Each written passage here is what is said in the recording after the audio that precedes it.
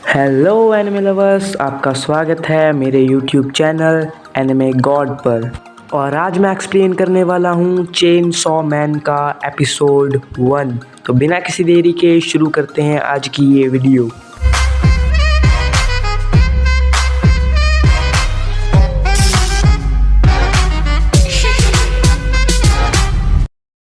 तो वीडियो शुरू करने से पहले मैं आपको बता दूं कि जैसे अटैक ऑन टाइटन में मॉन्स्टर टाइटन्स होते हैं, वैसे ही इस एनिमे में मॉन्स्टर डेविल्स होते हैं।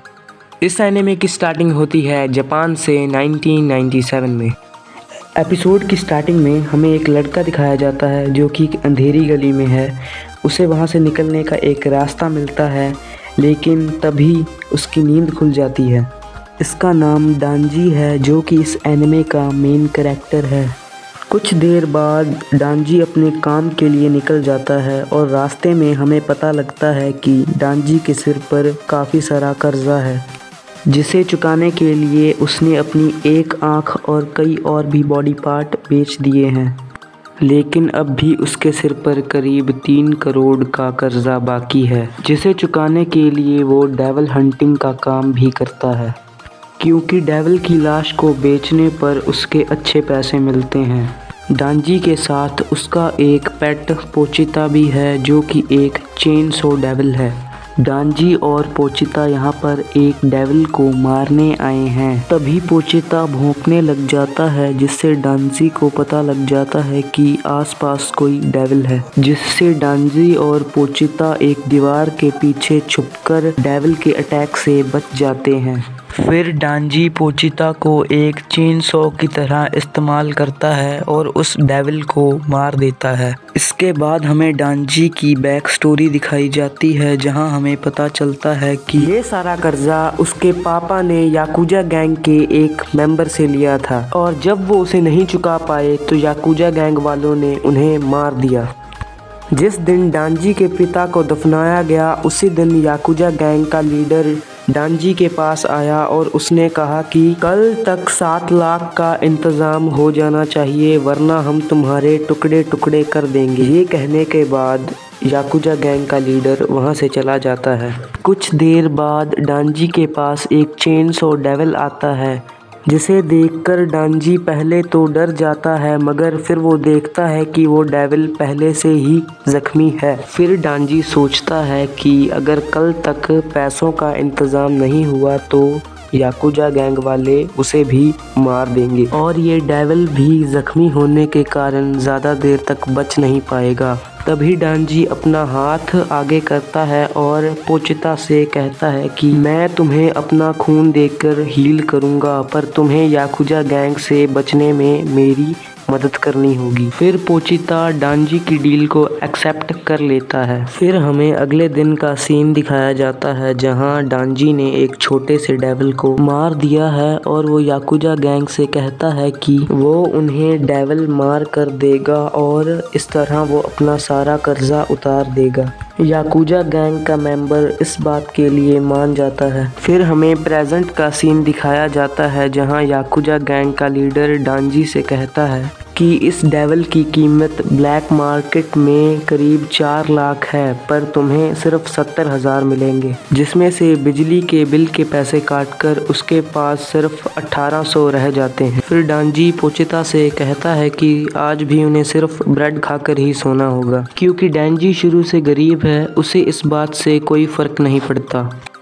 तभी वहाँ पर याकुजा गैंग का एक मेंबर आ जाता है और डांजी से कहता है कि अगर तुम ये जलती हुई सिगरेट अपने मुंह में डाल लो तो मैं तुम्हें 100 रुपये दूंगा। जिसके बाद डांजी उस सिगरेट को अपने मुंह में डाल लेता है और याकुजा गैंग का मेंबर उसे एक 100 का सिक्का देकर वहां से चला जाता है। और इसके बाद हमें डांजी के घर का सीन दिखाया जाता है, जहां पोचिता और डांजी ब्रेड की एक स्लाइस को खा रहे होते हैं, और हमें बताया जाता है कि डांजी का पोचिता के अलावा कोई और दोस्त नहीं है। डांजी पोचिता से कहता है कि ब्रेड को सूखा नहीं बल्कि जैम लगाकर खा खाया जाता है, पर अभी के लिए तो ये सिर्फ हमारे लिए एक सपना ही है। डांजी पोचिता से कहता है कि वो चाहता है कि कोई लड़की उसे हग करे, और वो कहता है कि जब मैं ये सारा कर्जा उतार दूंगा तब हम दोनों एक नॉर्मल लाइफ जी पाएंगे। पोचिता डांजी की ये सारी बातें सुन रहा होता है। भूखा होने की वजह से डांजी को नींद नहीं आती और वो पोचिता से कहता है कि एक दिन हम अपने सपने पूरे कर लेंगे। तभी डांजी एकदम से खांसने लग जाता है और उसके मुंह से खून आने लगता है। डांजी की माँ को एक दिल की बीमारी थी और वही बीमारी अब डांजी को है, जिस वजह से अब वो ज़्यादा दिन तक जिंदा नहीं रह पाएगा। और तभी वहाँ पर याकुजा गैंग का लीडर आता है और डांजी से कहता है कि तुम्हें आज एक और डेविल मारना है। फिर वो याकुजा गैंग का लीडर डांजी को एक वेयरहाउस में ले आता है। डांजी उसके पीछे पीछे चलने लगता है, मगर अचानक ही एक आदमी पीछे से डांजी और पोचिता के सीने में एक तलवार घुसा देता है।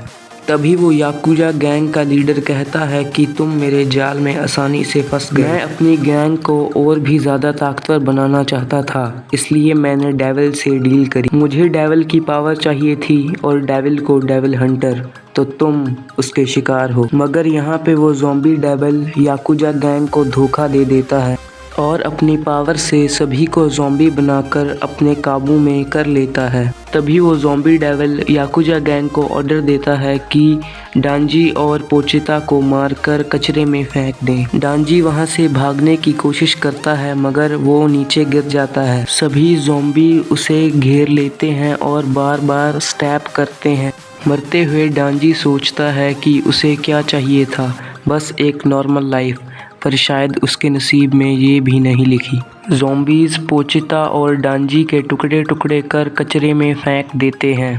डांजी मर चुका था पर पोचिता अभी जिंदा था, लेकिन तभी डांजी की खून की एक बूंद पोचिता के मुंह में चली जाती है, जिससे पोचिता थोड़ा हील हो जाता है। तभी पोचिता को डांजी की एक बात याद आती है। फिर हमें पास्ट का एक सीन दिखाया जाता है जहां डांजी और पोचिता एक दूसरे से बात कर रहे हैं। डांजी पोचिता से कहता है कि एक ना एक दिन मैं डेविल से लड़ता हुआ मारा जाऊंगा। अगर ऐसा हुआ तो या तो तुम भूख से मर जाओगे या कोई डेविल हंटर तुम्हें मार देगा। ऐसे में तुम मेरे शरीर पर कब्जा कर लेना और हमारे सारे सपनों को पूरा करना।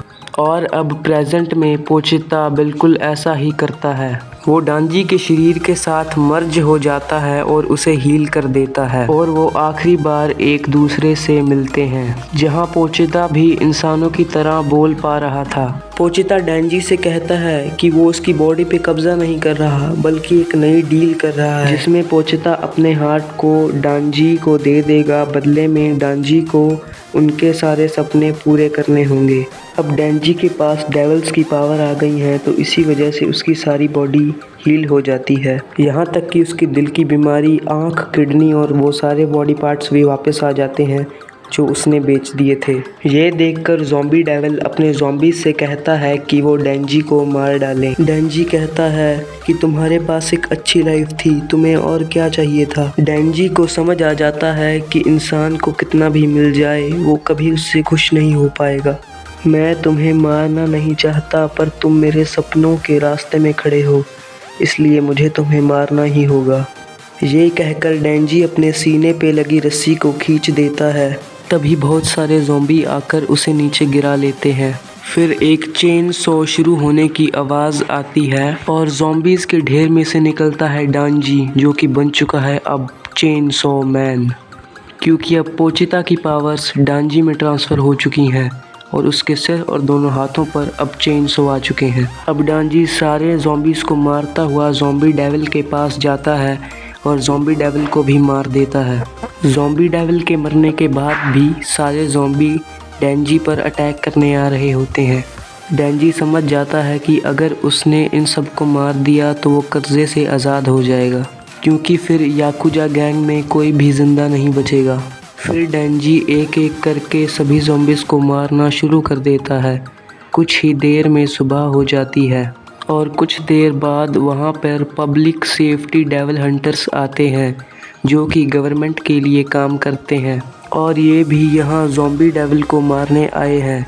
पर जब वो अंदर जाते हैं तो वो देखते हैं कि यहाँ सिर्फ ज़ॉम्बीज़ की लाशें पड़ी हैं जिनके बीच में डेंजी खड़ा है। उन तीनों में से एक आदमी कहता है कि ये भी कोई डेविल है, पर क्योंकि माकिमा की सूंघने की शक्ति बहुत तेज़ है इसलिए वो पता कर लेती है कि ये आधा इंसान और आधा डेविल है। तभी माकिमा डेंजी के पास आती है। डेंजी पीछे गिरने लगता है और तभी वो माकिमा से कहता है कि मुझे गले लगाओ, और माकिमा ये करती है जिससे कि डेंजी के चेनसो पार्ट पिघल जाते हैं। अब माकिमा डेंजी को दो ऑप्शन देती है, या तो वो उसका पेट बन जाए या वो उसे मार देगी। डेंजी मरना नहीं चाहता था इसलिए उसने माकिमा से पूछा कि मुझे नाश्ते में क्या मिलेगा, जिस पर माकिमा सोचते हुए बोलती है बटर और जैम लगा हुआ ब्रेड, सैलड, कॉफ़ी और साथ ही कुछ मीठा भी। ये सुनते ही डेंजी माकिमा का पेट बनने को तैयार हो जाता है और ये एपिसोड यहीं पर ख़त्म हो जाता है।